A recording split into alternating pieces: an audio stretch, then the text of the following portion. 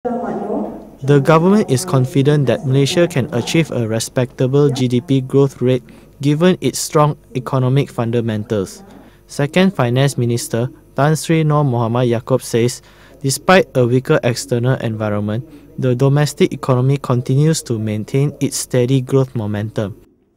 The inflation for the month of June and July, which will be announced, I think, in due course by the respective ministry, will be slightly high, maybe even 7%. I don't know, but it could be 7% or so, or even higher. But that is only for the first few months. But for the year as a whole, it will be contained, and my own expectation is not more than 5% for the year as a whole.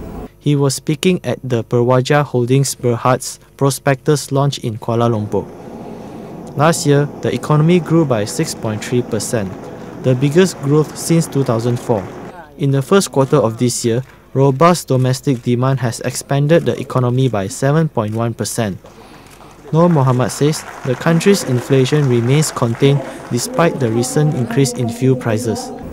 But it's also important to remember that although the figures may appear to be high on a month-to-month basis or for particular months, this is a one-off inflation, and it happens because fuel prices has gone up, food prices have gone up. There is no reason to believe that it will be something that will be repeated in the following years. It's a one-off. And also it's important to remember there is a cost-push inflation and not a demand-pull inflation. He adds that the government will also make sure that the pass-through of global prices into domestic prices is mitigated. He says the Domestic Trade and Consumer Affairs Ministry will make an announcement on this matter soon. Lee Chin Wei, The Star, Malaysia.